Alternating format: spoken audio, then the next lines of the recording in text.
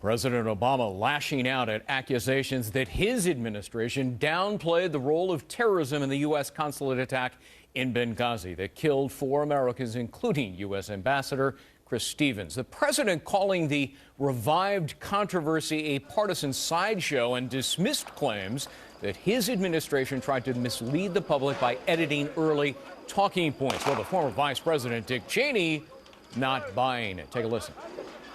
I think it's one of the worst incidences, frankly, that I can recall in my career. It put the whole capability, claiming the terrorist problem solved once we got bin Laden, that al-Qaeda was over with. If they told the truth about Benghazi, that it was a terrorist attack by an al-Qaeda-affiliated group, it would have destroyed the false image of competence that was the basis of his campaign for re-election. So they lied.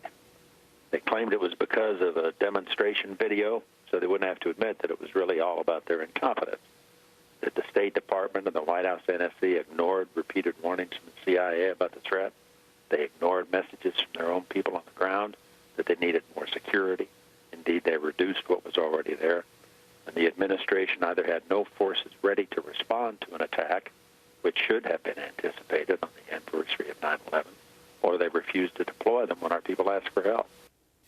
John Bolton is the former U.S. ambassador to the UN and a Fox News contributor. What's your reaction to the former vice president's remarks? Well, I think there are only two possibilities here. Either beginning on September the 12th, it was a cover-up and the administration was lying to protect itself politically, or two, worse in my view, is that the administration's ideology blinded them to the reality of what's on the ground. I'd prefer it was a cover-up because at least you can fix that. If the ideology is the problem, we've got 4 more years of it. The president claims he called it immediately an act of terror the next day in the Rose Garden. That's in ridiculous. His remarks. It's ridiculous. That is just ridiculous. And I think the fact that he repeatedly responded to questions about the attack by saying, well, we don't know yet if it's an act of terror, and then extending out almost 2 weeks when he spoke to the United Nations General Assembly, a speech the whole world watches, and repeatedly talked about the Mohammed video. He had plenty of chances to be explicit that it was an act of terrorism. He never took it up. Yeah.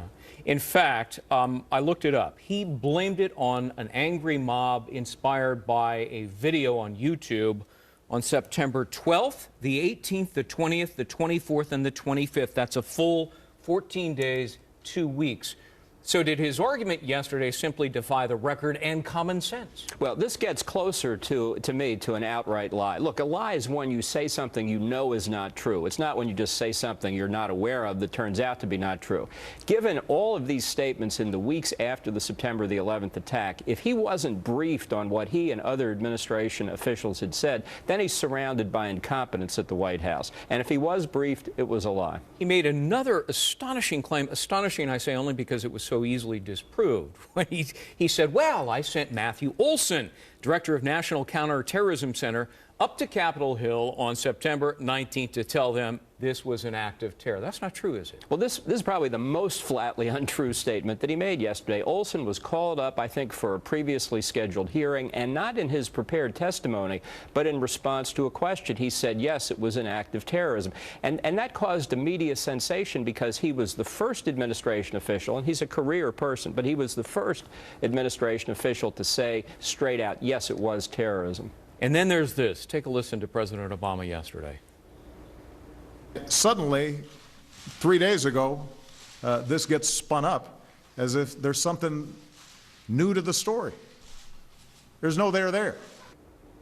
He seems to be arguing that because the documents were not leaked any sooner, then this is not a big deal. A fallacious argument? Yeah, it is, and it's a signal to the White House press corps. It's him saying, don't pay any attention to this. It's purely political. That's been his spin. And look, from his point of view, it's a good bet, and it's a test of the White House press corps. Are they going to show themselves to be independent journalists or administration lapdogs? He made another argument in the guise of a rhetorical question. Who executes, he said, some sort of cover-up or effort to tamp things down for 3 days? Forget the 3 days, because that's not the case. But the answer to his rhetorical question may be the people who cover this up are the same people who arguably retaliate against those who try to tell the truth? No, I think that's exactly right. I think these metastasizing scandals in the administration are going to severely test his ability to have the press do what he wants. But the cover-up lasted well beyond 3 days. They counted in the campaign that they could blow past it, get past the November election, and then people would forget about it. As Hillary Clinton said, at this point, what difference does it make? I mean, he had the active assistance of Candy Crowley in the third debate, verifying what he had said. He denounced the furor over the talking points as nothing more than a sideshow.